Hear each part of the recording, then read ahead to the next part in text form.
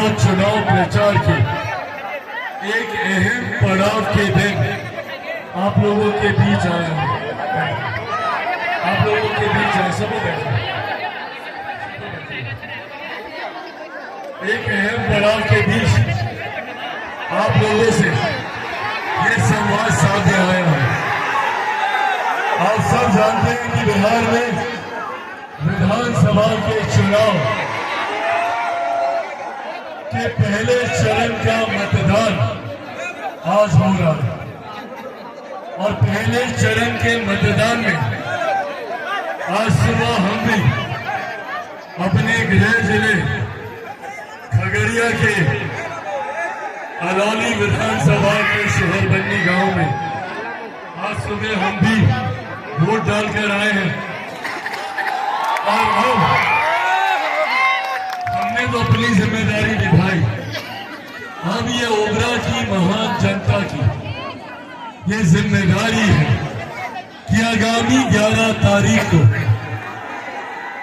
जब ओबरा विधानसभा में मतदान हो, ऐसे में अगले 5 साल का भविष्य सुनिश्चित करने की सोच के साथ आपको ये चुनाव करना है।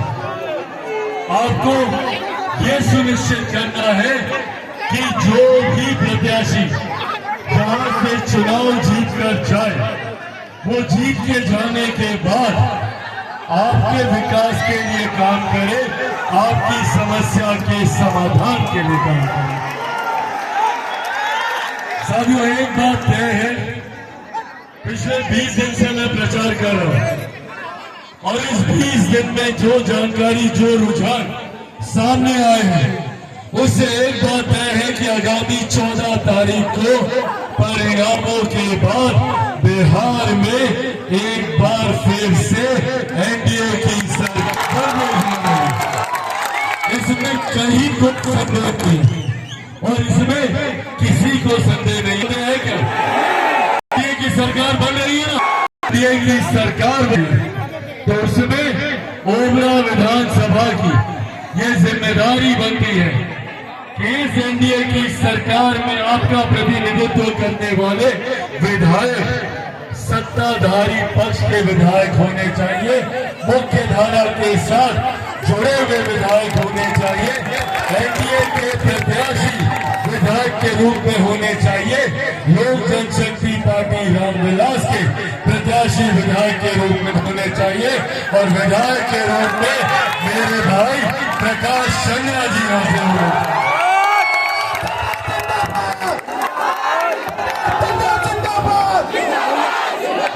प्रकाश जी एक ऐसा नाम और एक ऐसा व्यक्तित्व है जो दिन रात सोते जागते सिर्फ और सिर्फ सोचते हैं तो ओबरा विधानसभा के विकास की बात। और ये मैं व्यक्तिगत अनुभव से आपको बता सकता हूं।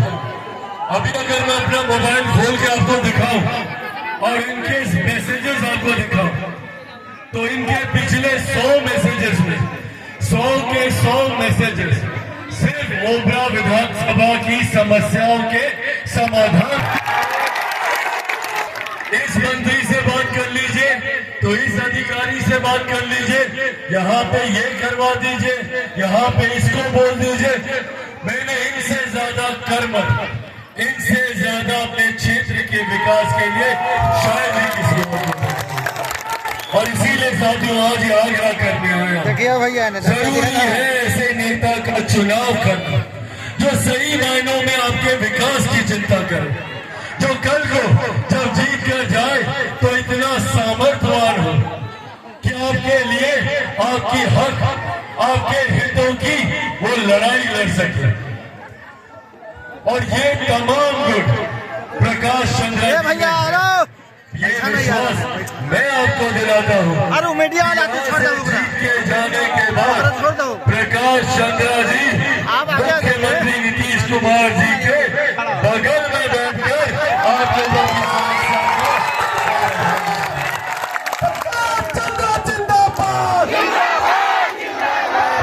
प्रधानमंत्री नरेंद्र मोदी जी से संवाद साधकर आपके लिए लिए केंद्र सरकार की योजना लाने का काम करेंगे।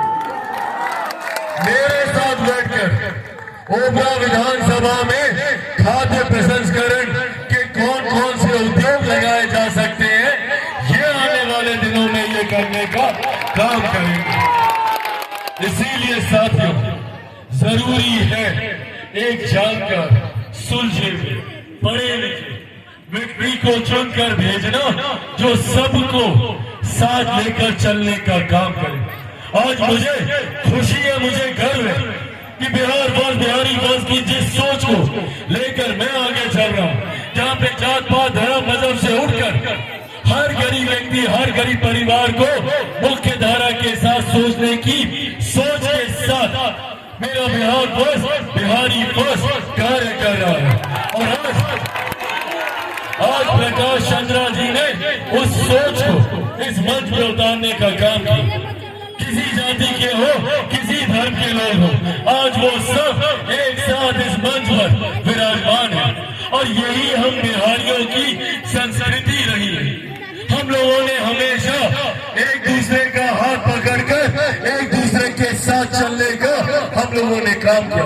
पर कुछ ऐसे राजनीतिक दल हैं जिन्होंने अपनी राजनीतिक रोटियां सेकने के लिए हम लोगों को जाति में, धर्म में बांटने का काम किया। सीने पे तमगे की तरह लगा के चलते हैं अपना MY समीकरण। क्या है भैया MY समीकरण? M में सांप्रदायिकता है, जिसको इन्होंने सिर्फ वोट बैंक बना के रखा।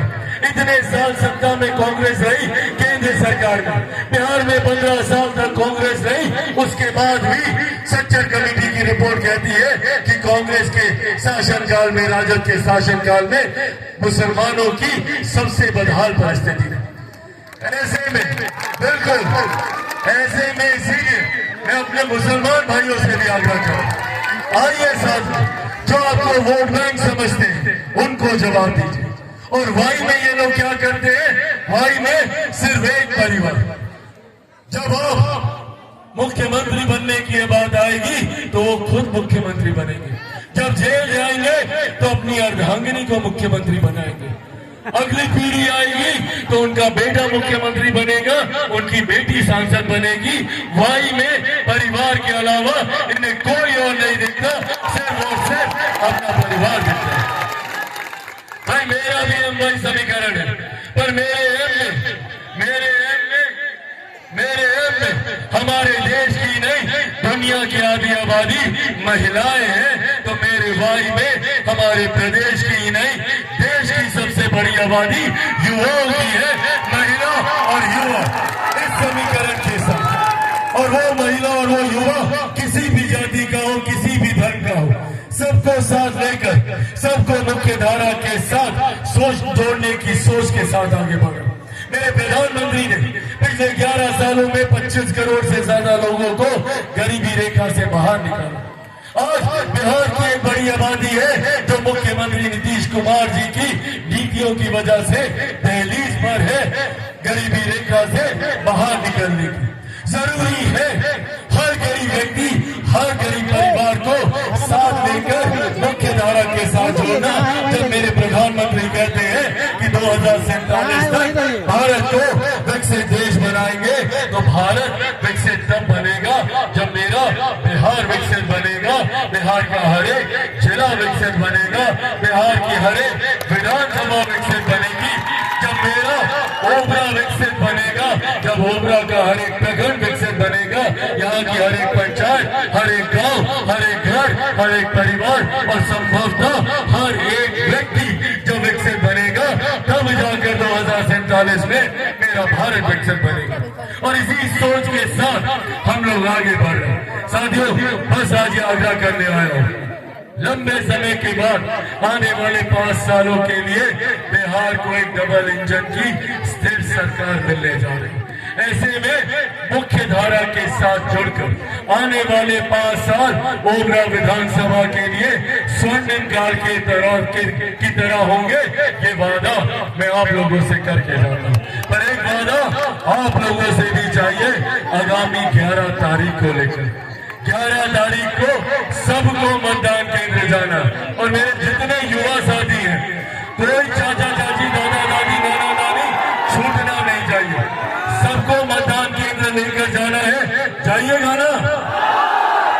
कितने नंबर पर बटन दबाइएगा? सबको पता है 2 नंबर? दिखाइए सब लोग 2 नंबर। 2 नंबर विजय का भी निशान होता, ये विक्ट्री का भी निशान होता है। और छाप, किस छाप पर बटन दबाइएगा? हेलीकॉप्टर छाप, वो देखिए हम अपने साथ लेकर आए अपना चुनाव में। हेलीकॉप्टर को साथ में लेकर आए हैं। 2 नंबर पर हेलीकॉप्टर छाप के सामने बटन दबाना है। सब लोग का आशीर्वाद है ना भैया? ये जीतेंगे तो मेरे प्रधानमंत्री नरेंद्र मोदी जी की सोच वाली सरकार बनेगी, मुख्यमंत्री नीतीश कुमार जी के अनुभव वाली सरकार बनेगी, जीतन राम मांझी जी के समर्थन वाली सरकार बनेगी, उपेंद्र कुशवाहा जी के साथ वाली सरकार बनेगी और चिराग पासवान के बिहार फर्स्ट और बिहारी फर्स्ट की सरकार बनेगी। साथियों, चिराग का काम क्या होता है? तो जब चिराग जलता है तो क्या देता है? जब चिराग जलता है तो प्रकाश देता है। जब चिराग जलता है तो प्रकाश देने का काम करता है। तो अब इस चिराग के प्रकाश को जिताने की जिम्मेदारी आप सबके ऊपर है। अब अगर आप सबका आशीर्वाद है तो एक विजय की माला दे लीजिए। ताली बजाकर अपना आशीर्वाद दीजिए।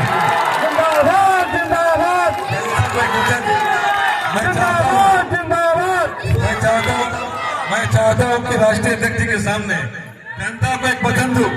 1 मिनट, एक वचन मैं यह देता हूं कि पटना में मिलने वाला बंगला जनता के नाम होगा। मेरे वेतन के पैसे से राष्ट्रीय अध्यक्ष जी, मेरे वेतन के पैसे से इनके लिए दोनों टाइम भोजन की व्यवस्था होगी। इनको